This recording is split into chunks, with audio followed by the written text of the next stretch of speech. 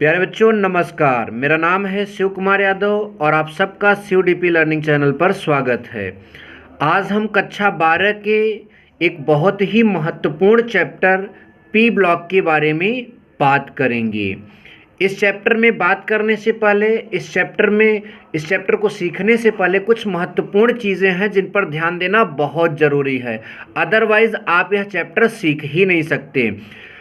Chemistry का कक्षा 12 में सबसे ज़्यादा नंबर का अगर कोई चैप्टर है तो वो पी ब्लॉक है। 7 नंबर का क्वेश्चन यहाँ से बनता है और कोई ऐसा चैप्टर नहीं है जिसमें 7 नंबर का हो।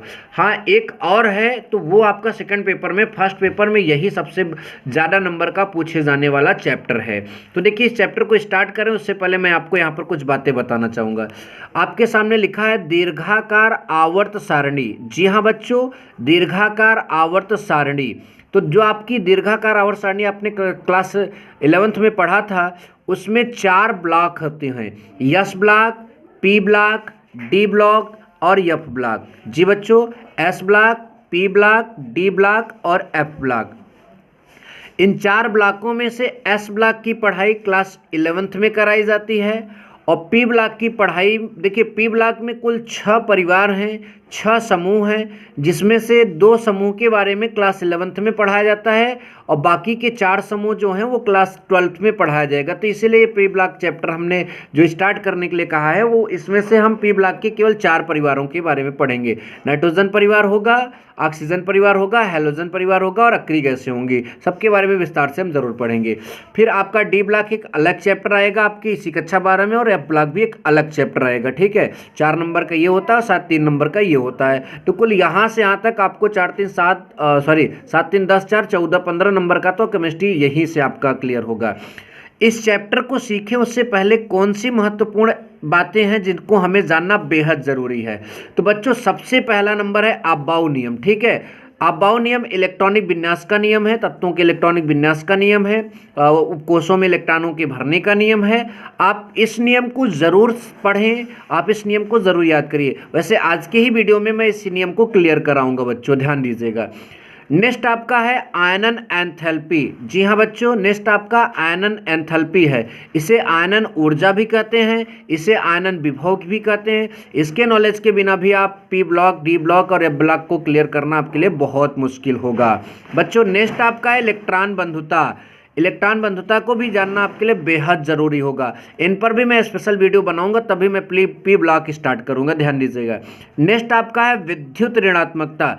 जी हाँ बच्चों, विद्युत ऋणात्मकता भी आपको जानना जरूरी होगा। तो ये 4 बातें आप जानिए, उसके अलावा भी तमाम बातें होती हैं लेकिन ये 4 बातें बेहद इंपॉर्टेंट होती हैं। ठीक है, जो भी बातें होंगी मैं आगे जरूर आपको बताऊंगा, लेकिन ये 4 बातें आपको याद करनी पड़ेगी। ठीक है, जिसमें से हम आज पहली बात जो है अबाहु प्रिंसिपल, अबाहु नियम है, इसको मैं क्लियर कराने की कोशिश कर रहा हूँ बच्चों।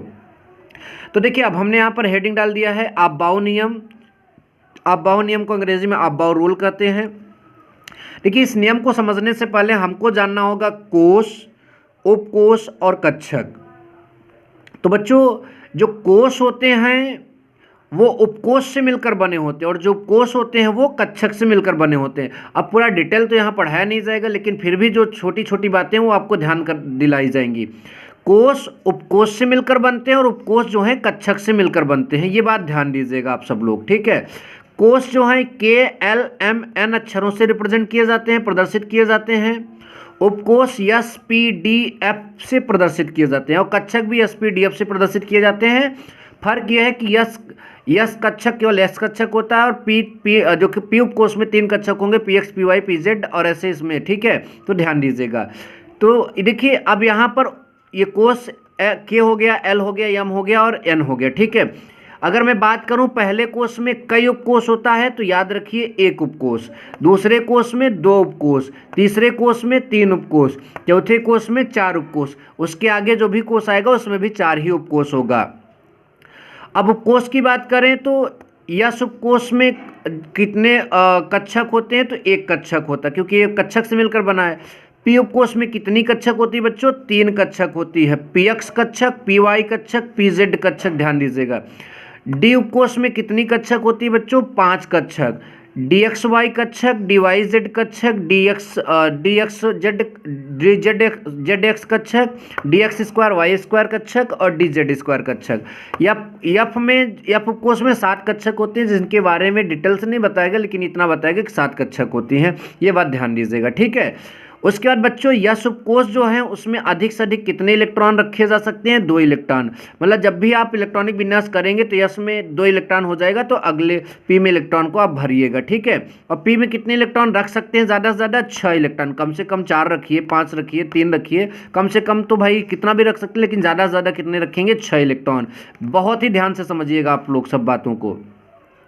डी उपकोष में कितने इलेक्ट्रॉन रखे जा सकते हैं? डी उपकोष में आपके 10 इलेक्ट्रॉन रखे जा सकते हैं, यह बात आप बिल्कुल याद रखिएगा, ठीक है। और एफ उपकोष में कितने इलेक्ट्रॉन रखे जा सकते हैं? 14 इलेक्ट्रॉन। जी हाँ बच्चों, 14 इलेक्ट्रॉन रखे जा सकते हैं, ये याद जरूर रखिएगा। अब हम आपको बताएंगे अबाउ नियम को कैसे याद किया जाए। अबाउ नियम तत्वों के परमाणु के उपकोषों में जो इलेक्ट्रॉन भरे जाते हैं वो ऊर्जा के बढ़ते हुए क्रम में भरे जाते हैं। इसी पर अबाउ नियम, इसी चीज़ को अबाउ नियम कहते हैं। इसमें एक क्रम होता है 1s 2s 2p 3s 3p 4s 3d 4p 5s। ये जो क्रम होता है बनाया गया है, ये बच्चों को बहुत ही दिक्कत देता है, इसको याद नहीं कर पाते बच्चे। तो मैं आज आपको जो समझा रहा हूँ इसको समझिए, आपको ये चीज़ याद जरूर होगी। तो चलिए अब हम सीखते हैं अबाउ नियम को कैसे क्लियर करेंगे।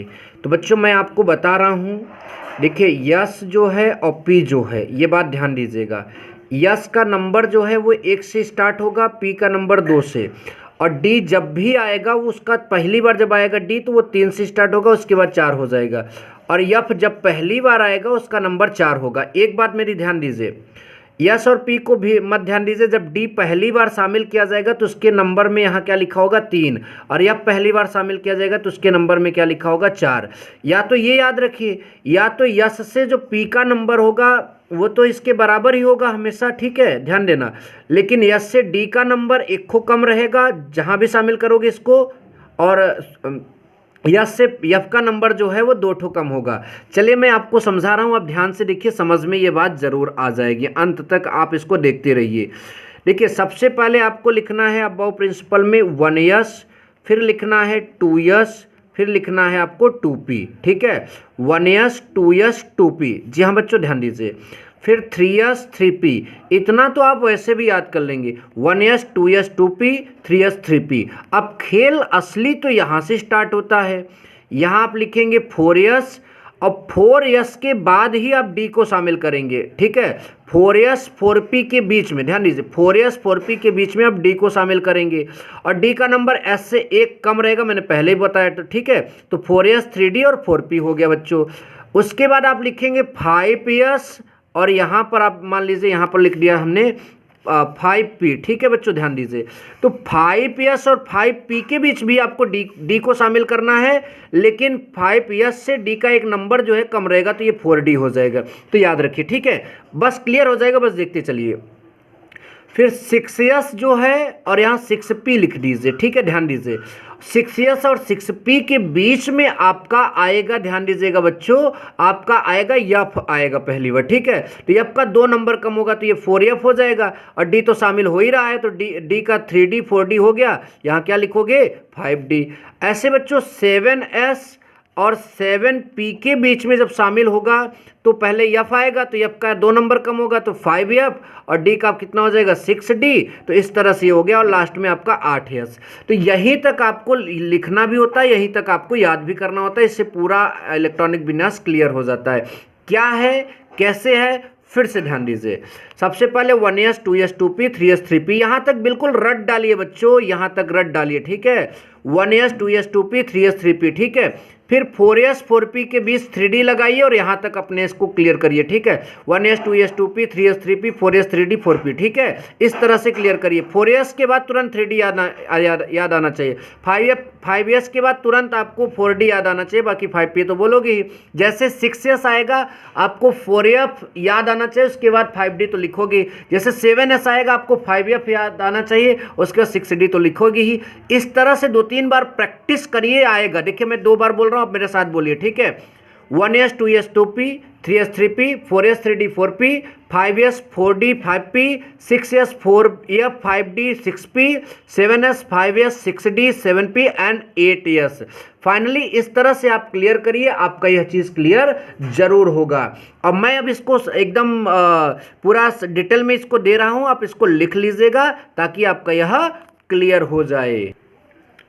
देखिए ये पूरा अबाव प्रिंसिपल से यहाँ पर मैंने नोट किया। 1s, देखिए ये जो तेल लगा है मतलब ऊर्जा के बढ़ते हुए क्रम में इलेक्ट्रॉन को रखा जाता है, पहले 1s में भरा जाएगा, तब 2s में, तब 2p में, इस तरह से, इसलिए उनकी ऊर्जाएं जो आगे वाली हैं उनकी अधिक हैं। तो 1s 2s 2p, 3s 3p, 4s 3d 4p 5s, 4d 6s, उसके बाद 6s 4f 5d 6p, 7s 5p, 7s के बाद 5f 6d और 7p, उसके बाद आपका 8s। आप इस चीज़ को नोट कर लीजिए, ये बहुत ही इंपॉर्टेंट चीज़ है, आप ये बात ध्यान दीजिएगा, ठीक है। अबाव प्रिंसिपल याद रहेगा तो पी ब्लॉक की चीज़ें आपको ज़रूर क्लियर होंगी, ठीक है। आपको क्या पढ़ना है, आप अगर स्क्रीनशॉट लेना चाहते हैं तो आप इसका स्क्रीनशॉट ज़रूर ले लीजिए ताकि आपको यह समझ में आ जाए कि आपको पढ़ना क्या है इसमें। देखिए पहले इतने का स्क्रीनशॉट ले लीजिए, ठीक है, उसके बाद फिर इन चीज़ों का स्क्रीनशॉट ले लीजिए, थोड़ा चमक रहा था, और उसके बाद वो तो आपने लिया ही होगा। थैंक यू सो मच, जय हिंद, वंदे मातरम।